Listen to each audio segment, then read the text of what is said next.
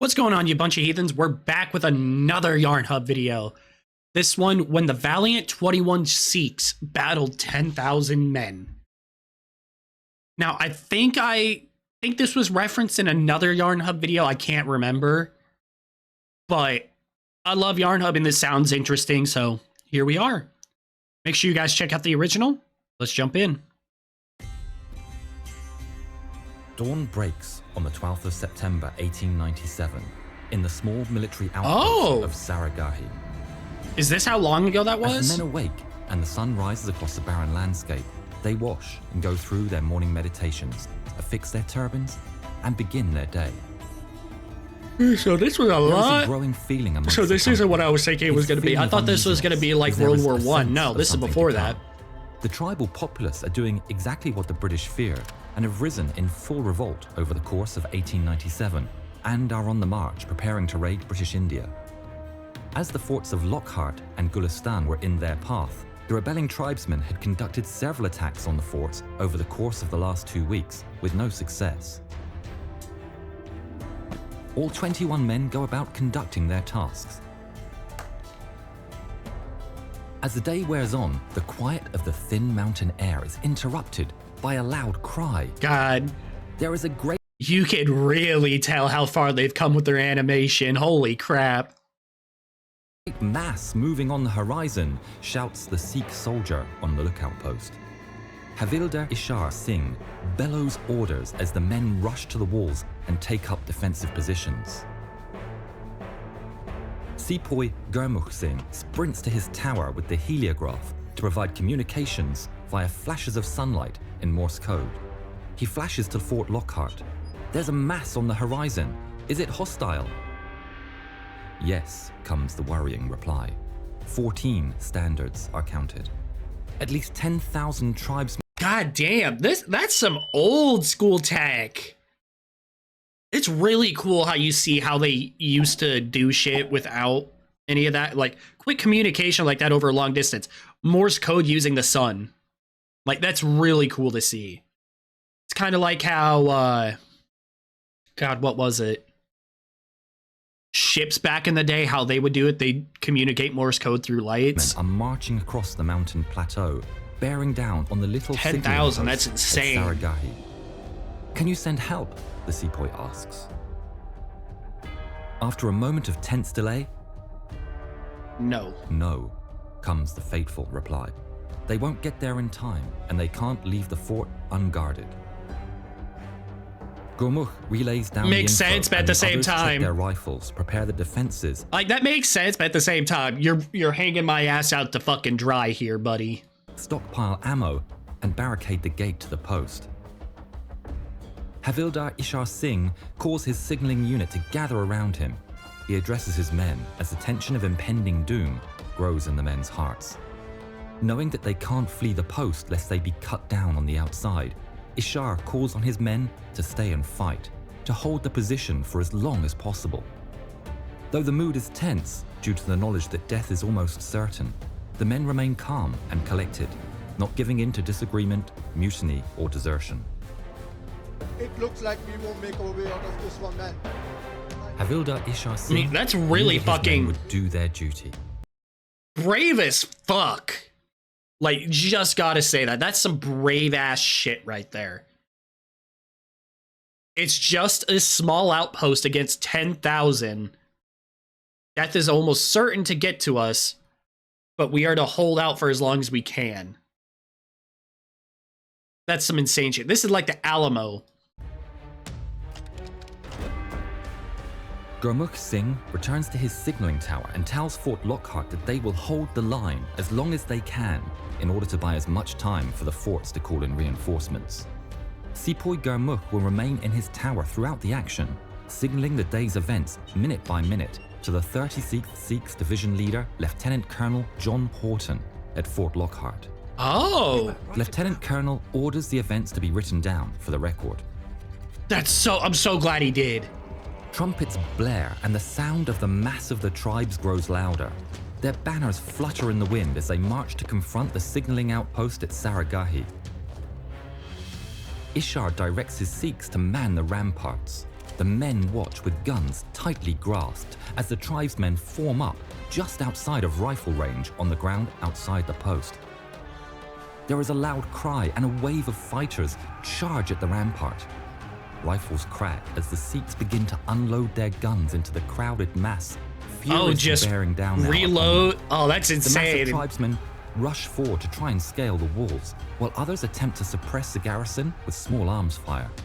The disciplined fire of the Sikh troops breaks the first wave of the tribesmen, but they're like the sea, rolling back, reforming, and then rushing back with even greater strength. The 20 rifles of the Sikh soldiers versus the 10,000 tribesmen. God, that's right, because there's only 20 of them because the 21st guy is sitting up there signaling everything. Form and unleash a I forgot second about wave that. attack on the outpost. Tribesmen fall one after another to the Sikhs' fire as the land in front of the walls fills with the dead. However, this time, a bullet from one of the rifles of the raging tribesmen finds its mark, striking Sepoy Bhagwan Singh, who falls on the spot, the first casualty among the desperate, heavily outnumbered defenders. Rip homie. Naik Lal Singh, though seriously wounded, with the help of a fellow Sepoy, removes Bhagwan's body, placing it in the inner wall. Lal tries to return to the fight, but collapses and is sadly left behind. Each Sikh lost is not only a severe decrease in a defender's manpower, It's also but the loss of morale. a friend, a brother in their shared Yeah, fate. that's going to decrease morale The second heavily. wave of fighters continues to rush the post, with some of them making it to the base of the wall. They attempt to scale the wall, but the Sikhs force them down at bayonet point. Some of the tribesmen find a blind spot in the corner of the wall and manage to breach the outer defenses. The Sikhs, however, having repelled the main assault, are ready. A Come on, they fierce got this melee shit. ensues. Knives and swords and bayonets and rifle butts crash together with a resounding clash as blood is drawn. The valiant Sikhs, though heavily outnumbered, kill all the enemies in the post and achieve a brief respite as the rest of the tribesmen regroup outside.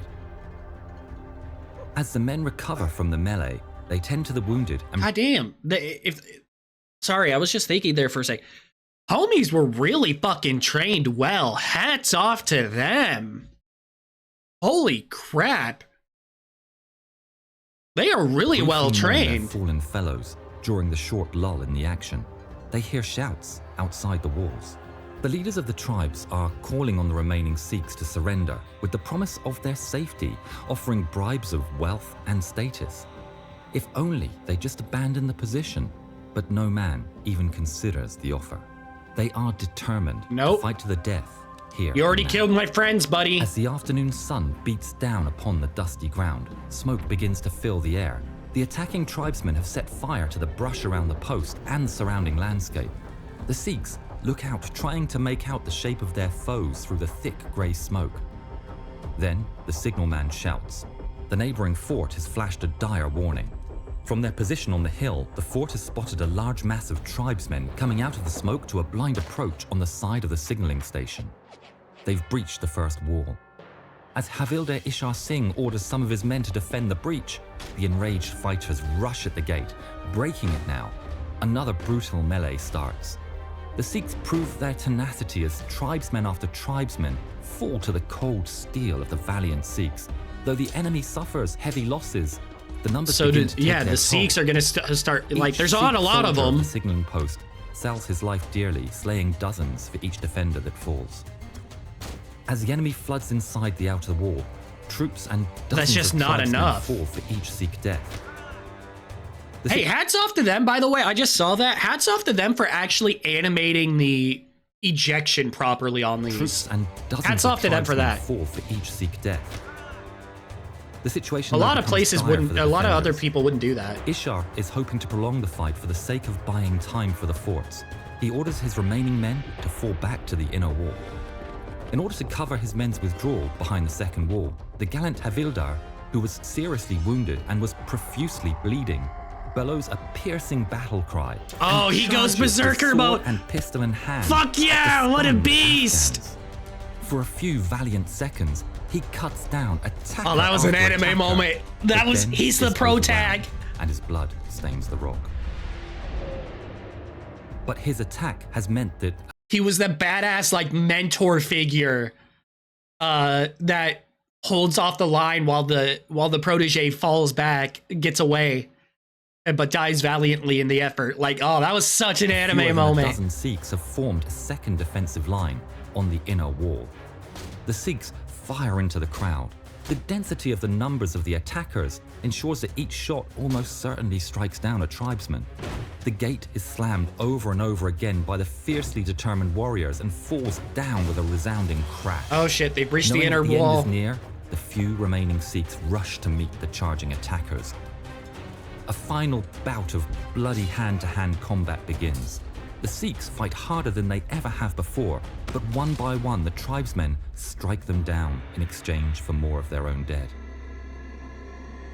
There is What about only the signalman? one Sikh The defending signalman. soldier left, Sepoy Gurmukh Singh in his signalling tower. Gurmukh had throughout the fight never left his post and had signaled the details of the fighting to Fort Lockhart. One last signal. He sends out one final message. Permission to take up my rifle, he signals to the fort. Oh, that's actually super sad to think about. Like, that's his last message. It's just basically letting them know, yeah, this is it. I can't stay here any longer. Oh, that's actually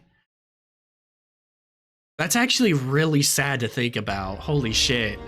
Granted, is the reply. The brave sepoy calmly and neatly packs up his heliographic equipment and picks up his gun as the tribesmen begin to break down the door. Through telescopes, Lieutenant Colonel Horton at Fort Lockhart watch as the door to the tower is broken in and the room is filled. For a moment, they cheer as he kills one tribesman, then another, and then 18 more. For a Holy total shit. of 20. The tribal Homie was not going down without a fucking fight. Good on you, buddy. fighters fled the room in terror. There's a brief pause as the colonel looks on with awe, but suddenly his sight is clouded by smoke. The tribesmen have lit the tower on fire, deciding to burn Sepoy Gurmukh rather than face his blade one more time. Pussies. At ease with his fate, Gurmukh sits down and yells the Sikh battle cry.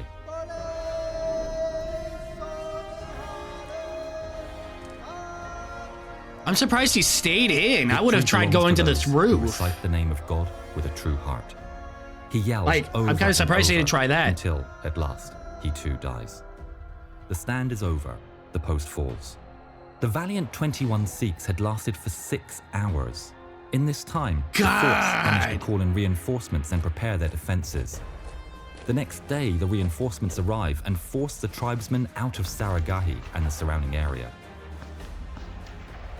The sacrifice of the Sikhs means the forts are saved. When British troops entered Saragarhi, they found the bodies of 21 Sikhs and, according to some reports, over 600 tribesmen. For the actions on God, the that's 12th a of September 300 to 1 1897, KD.